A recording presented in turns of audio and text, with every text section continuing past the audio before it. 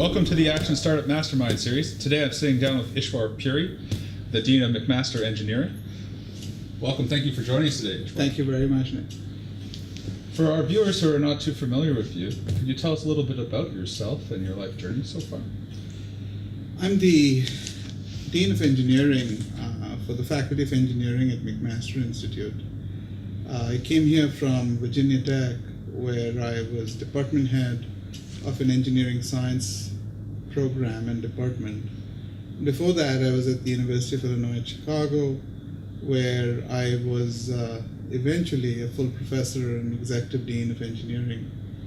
And then prior to that, I was at the University of California, San Diego, where I was a research engineer, and I also got my master's and PhD degrees there. My life journey actually starts before then. I was born in India. I'm an immigrant 2 times over, once to the United States. I landed at JFK Airport with 2 suitcases and a couple of $100 in my pocket. Sounds like the traditional immigrant story. Absolutely. And then many years later, I emigrated to Canada from the United States. But this time, there was a whole trailer load of stuff in 3 cars, a dog, a family that had 2 kids. So it was a much more elaborate experience than the first time I emigrated. It seems like you started off coming into the United States, went to the nice warm weather in the Southern California, and then you came all north. How did you come to Canada? Because there's only one hashtag True North. How did you get Starbucks to endorse you?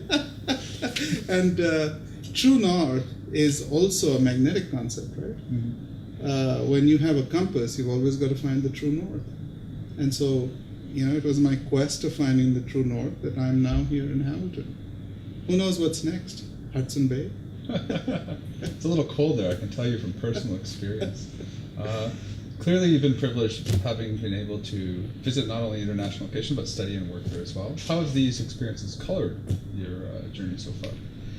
I think that that's a very interesting question. So it's one that demands reflection. The first thing that being an immigrant does to you is that it gives you a sense of insecurity. And so as an immigrant, there's always a quest for security. And security does not necessarily mean financial security, but security in the sense that you're always trying to align your personal and your professional objectives.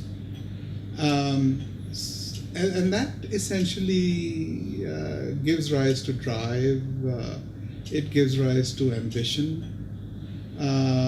Because as an immigrant, what you've done is you've left an emotionally comfortable life in some ways. And I, for one, was an economic immigrant. So you realize that you've got to align ambition with emotional comfort, financial stability, and with whatever your core values are. I mean, one of my core values is that I'd like to leave the world better than when I came. It's something that is well suited for higher education. It's well suited for the world we live in. And it's certainly well suited for Canada, which is an incredibly multicultural and diverse place. Prime Minister Trudeau's cabinet is a reflection of that multicultural and diversity.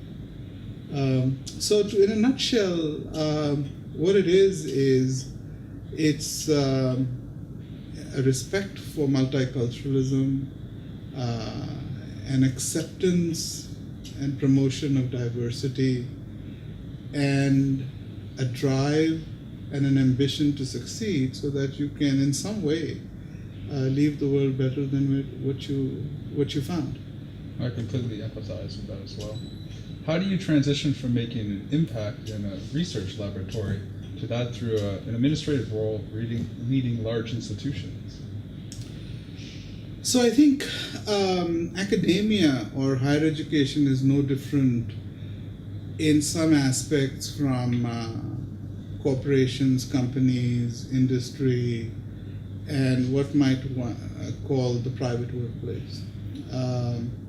It's characterized by continuous improvement. You've always got to think about how you have to improve yourself, you have to improve those around you, and you have to improve the impact of what you're doing.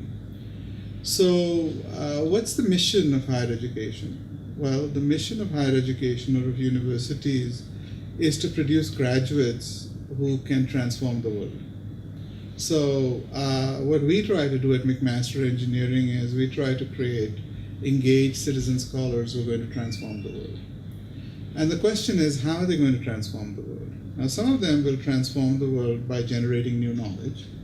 Some of them are going to disseminate their knowledge. Some of them are going to translate the knowledge that they received in the university in various ways, through a love of lifelong learning, by mentoring others, or by contributing effectively to prosperity. And so, therefore, essentially what we try to do as we transform the world, or as we try to transform the world, is we try to enhance prosperity. Now, prosperity, for me, does not only mean economic prosperity, although it's essential that we have economic prosperity. I mean, no jobs equals fewer taxes equals fewer social services. Exactly. So economic prosperity is very important. But prosperity of society, social well-being, the personal and emotional health of individuals is also very important. So we transform the world by making it, and I don't mean to sound as though this is a hallelujah moment, or it's all Pollyannish, but prosperity means economic prosperity, the well-being of society, and the well-being of individual human beings, that they live longer, they are healthy, they get to enjoy their families, their children, their grandchildren, and so on and so forth. That sounds like a great goal, great mission for McMaster University. Maybe you could comment a little bit on the current state of engineering education in Canada for those considering engineering as a career, a vocation, or maybe like expanding their engineering technical skills.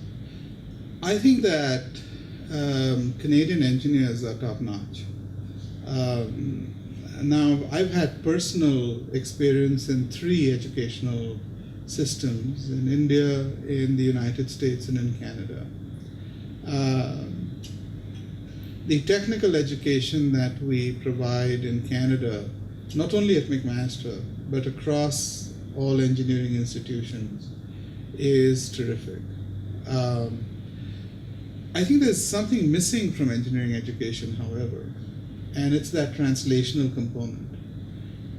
We don't effectively teach engineers, and this goes to the question you asked earlier about, that led to a discussion about continuous improvement. The way we could improve engineering education is by improving the translational skills of our graduates, that they are able to better function in the workplace, either as employees or as entrepreneurs. Now, the way they would function better as employees is if they had higher emotional quotients, if they had better communication skills, they were better at teamwork. I'm not saying that they're bad, but I think that they could be better. They should be able to multitask in a much better manner, because the productivity criteria are always ramping up. And yesterday's productivity criteria with the application of new technology are not today's productivity criteria. They should be better entrepreneurs. They should be risk takers. We need to tell them that it's okay to fail, but if you fail fast. The big drawback, not only of engineering education, but of professional education, is it's very high stakes. It's all about marks. Mm-hmm. We teach students that if you fail, it's terrible, it's bad. You get thrown out of university if you're that terrible, right? But in order to teach someone to be effective in a social setting, whether as an employee or as an entrepreneur, you got to tell them, it's okay to fail, but if you fail fast, recover yourself, and then succeed fast. We have very high stakes marking systems that teach students that you've got to succeed, take your time, but you've got to succeed. So I think some of the transformational things that we have to do in terms of attitudes, continuous improvement, is give something extra to our students so that they can become effective leaders, that they have an understanding that translation of knowledge means that you have to take risks, and when you take risks, you can do the right things, but if you do them at the wrong time, you fail. Smartphones and tablets are a big thing today, but the early tablets came out many years ago. I mean, Apple had a failed experiment called the Newton. I was just going to bring that up, the Newton. How many people remember that? Absolutely. And before the iPhone, which transformed smartphones, there was a phone called the Motorola Rocker. I don't know. You're too young to remember it. I don't recall that one. I know the Newton, but not that one. So the Rocker was essentially a Motorola phone that could play iTunes. Didn't succeed because the interface was so complicated. So I think, were these failures? Yeah, sure they were. But did they inform for developments later? Sure they did. I remember when the first browser came out, there was a browser called Mosaic. It came out of the University of Illinois, NCSA, National Center for Supercomputing Applications. And I would go on Mosaic, and they used to have these search engines. There was one called Alta Vista. It was an early search engine that I remember. Now, who remembers Alta Vista? It's Google. Even Bing. It's struggling, but I do think, yeah. So I think people have to realize that when you translate knowledge, when you try to do something either as an employee or as an intrapreneur or as an entrepreneur, failure comes with the territory. And what we've got to tell them is that it's okay to fail, but don't keep failing over and over and over again, number one. And then don't dwell on failure. If you're failing, don't just keep failing. Fail fast, and then pick yourself up, succeed fast. How do you rectify this focus on marks, like you just said, as well as with the idea that you have to fail to generate new knowledge, what works, what doesn't, and to exponentially approach this translation of knowledge into practice? I think we're going to have a cultural shift. It's an interesting question you have, and I wish I had a ready answer for you. In fact, I wish we didn't have marks and grades. Who's to say that somebody, at McMaster we have the 12-point scale, right? Mm-hmm. Which might sound strange to those who are watching this video cast, but we do have a 12-point scale. Who's to say that somebody with an 11.1 is far superior to somebody who has a 10.9, right? Next year, the cutoff to enter McMaster Engineering is going to be 90% marks. Who's going to say that somebody with 89.9 is not as good as someone who has 90, or even 88 for that matter? So what we are going to do at McMaster, for instance, in the coming years, is to go to a blended model of marks. We're going to ask applicants, what do you do with your work week? In order to see whether they have leadership activities, community engagement activities, whether they take care of an elderly relative or of a sibling who has health troubles, for instance, which might have an impact on their marks. So there are many indicators of success. So marks is very high stakes. It's only one indicator of success. Mm-hmm. And for instance, there are many individuals who succeeded and made a tremendous impact on society who didn't have high marks, but they had other indicators of success. I mean, I wish we moved to a more qualitative system where you interview students or you have mechanisms of assessing students where you could give them marks, but there would be a detailed explanation about how the student performed. Well, the student did really well, but you know what, they bombed the final. I mean, that's some information. Now, are we going to get there really soon? No.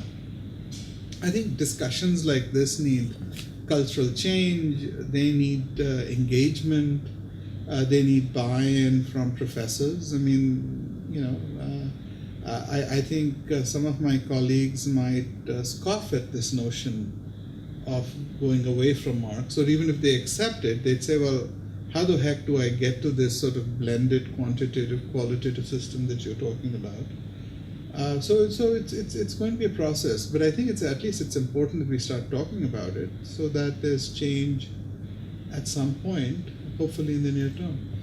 Are there any institutions around the globe that have a similar system that you're looking at, or is this something you're trying to create quintessentially for McMaster Engineering from the grassroots up? I'm not familiar of other engineering schools that do this, but there are examples, a few examples of institutions. So I'm not aware of any engineering schools that do this, but there are examples of institutions that are able to provide quantitative as well as qualitative assessments of their students. One of the issues is that it's a very labor-intensive process. Mm-hmm. So work is all about productivity, right? Now, let me give you an example. Many standardized tests, and if you wanted to take a standardized test, for instance, like the GRE and other tests, they're basically radio button tests. You get some options, you click on certain options. You don't really get to expound on the answer. And why is that? Because it's a high throughput, high productivity test. Does it really measure your innate intelligence or your talents or your competencies? I'm not sure that it does that accurately. So the reason why we use these somewhat flawed measures is because of productivity. It's quick, it's easy, the human resources required are fewer, and this goes into a whole different discussion which we can't resolve today, which is the kind of support for higher education that society and governments are willing to provide. So with the given level of support, we can only do so much. And so I think it's also about the revenue sources we have and the budgetary issues we have that we resort to these things. So for innovators of the future, or people right now who are getting into the startup space, or entrepreneurs within the corporate environment, what would you say to the idea of expanding upon being less reactive to the actual problems, and engineers are traditionally very good problem solvers, then shifting to an attitude of seeking out and solving problems, right? What would you do to encourage that, or are there any demand side skills, entrepreneurial skills you're looking to put in the Faculty of Engineering program? Well, the first thing is attitude. You've got to have confidence that you can solve problems. And the second thing I would say is that there should be a good understanding of opportunity cost. We have very skilled and very talented engineering students at McMaster, and our graduates are successful, some of them highly successful. So I think that when one pursues success, one has to understand the concept of opportunity cost. Because we have very intelligent students and graduates, they're able to solve problems. There's absolutely no issue with them solving problems. Engineers are great at solving problems. The question is one of opportunity cost. Is the problem that they are solving the right problem that should be solved? Because when you solve one problem, you're not solving 5 other problems. You've made a decision that out of 6 problems, you're solving that one problem. So, and I don't think that many students quite realize the importance of that of that statement, that there's an opportunity cost to solving a problem as opposed to solving another problem. So, in terms of attitude, I think that one of the attitude shifts that I'd like to see is I'd like our students to really understand, is this the right problem to solve? Should I really be solving this problem? I know there's this problem, but maybe it shouldn't be solved. Maybe there's another problem that parenthetically or tangentially has a relation to this problem. And if I solve that other core problem, this tangential problem will be solved. So I think that that's something that students should realize. The other thing that they should realize is what I mentioned about failure, that when they fail, they should realize they're failing, so they fail fast and pick themselves up. Confidence is something I've mentioned, and I think ethics would be something else. That is that there are 1,001 ways to make a buck in the world, and the value of $1 is a value. There are 1,001 ways to make that dollar, but only a subset of the 1,001 ways are really truly ethical ways of making that dollar and having a big impact on society. So why don't we also think about problems in an ethical sense? And that ethics leads us to a better understanding of sustainability. And that understanding of sustainability is three-legged. That is, sustainability is not just about environmental sustainability, but it's also about economic sustainability. You can want all the environmental sustainability you desire, but if the society is not economically healthy, you're not going to get there. Or it's not going to last for long. And it's not economically sustainable. And the third leg is social sustainability. If you only decide to base decisions on economic sustainability or environmental sustainability, you may not have social sustainability in a region. It may lead to other problems. It may lead to breakups of families. It may lead to flight from urban areas or from rural areas, and so on and so forth. So I think that the sense that our students should have is, as they become entrepreneurs, is I want to translate knowledge in the right ethical way. I want to contribute to a sustainable world with a viewpoint of environmental sustainability, social sustainability, and economic sustainability. And I want to make a difference. I want to help transform the world. I think we're kindred spirits on that aspect. If we could, like, you've talked about the grand vision. Do you have like maybe one or two takeaway points about like 5, 10, 20 years from now, what is McMaster Engineering doing? Like, or what would you like McMaster Engineering to be doing given an idealistic situation?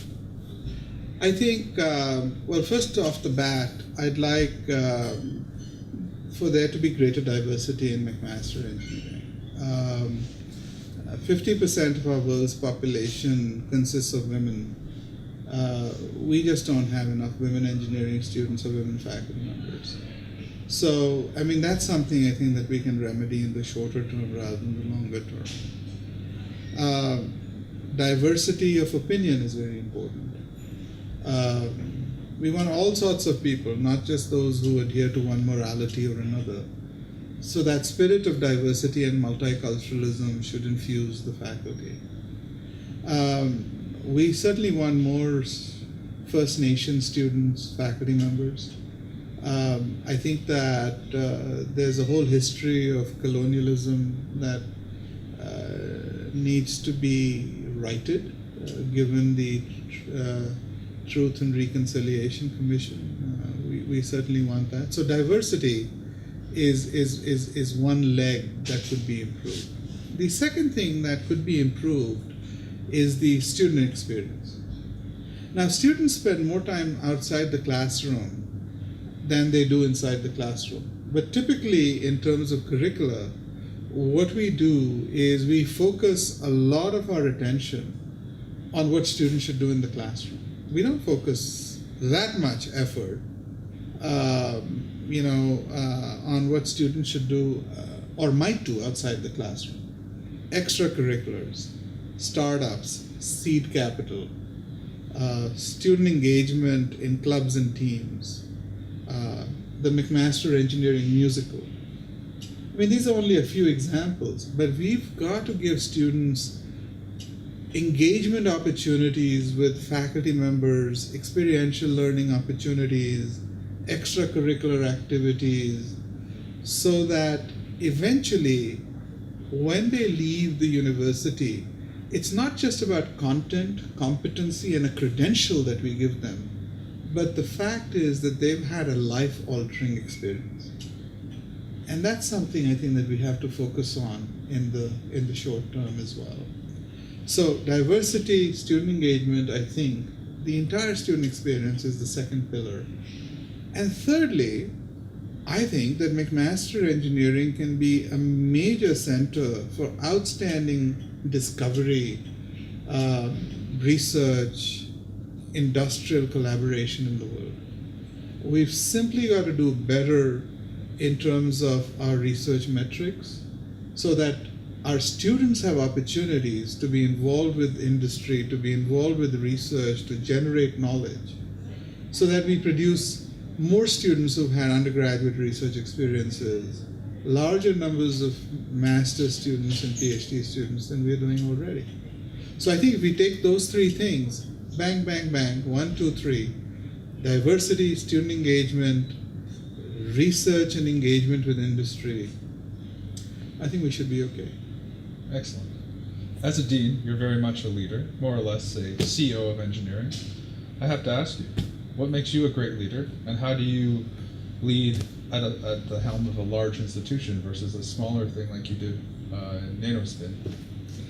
So, well, one clarification, I aspire to be a good leader, and perhaps even a great leader. Time will tell. Okay. Because leadership is all about legacy. And legacy means that you left the world better than you found it. That's the driving force, whether you're in a small operation or a large operation.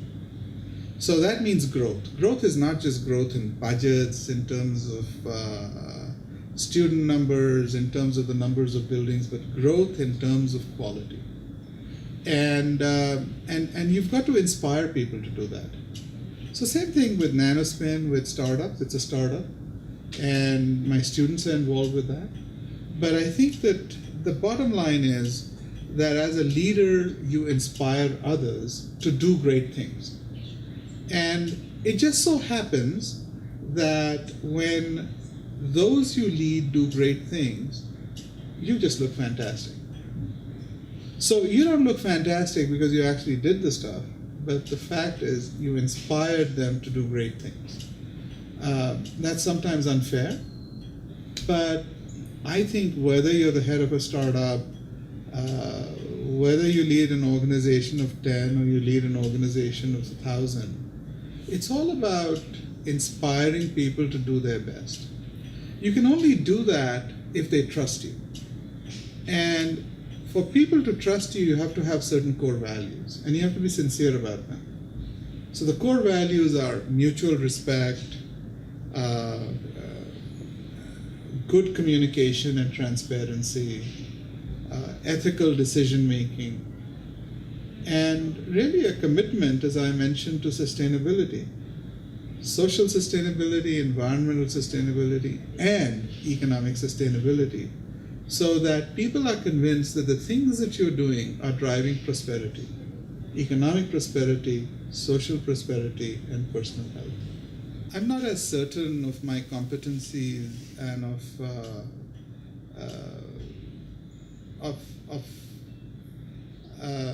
my own personal vision as I was when I started out in academic leadership roles.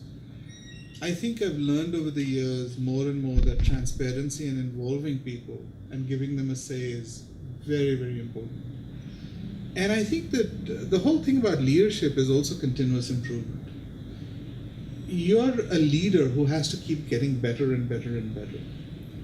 And so I think if you're dedicated to continuous improvement in organizations in order to make a difference, you have to be dedicated to continuous improvement yourself. But the thing I've learned in a nutshell is humility, involving people, staying on top of things in the sense that if you have a big vision, it should fit well in the ecosystem that you belong to. You know, if you're a fish out of water, things are not going to work. Mm-hmm. So if the ecosystem is water, you've got to be a fish. And if the ecosystem is sand, maybe you need to be a reptile or something. So understand your ecosystem, be humble, involve people, be transparent. Thank you for making time to sit down with us today, Dean Puri. Those are some amazing words. I hope a lot of our viewers take that to heart and use them accordingly. And I hope we can have you back again in the future. Oh, absolutely. And thank you so much for allowing me to visit with you and to speak with those who are watching and listening. It's been a wonderful experience. Thank you. Take care. So long.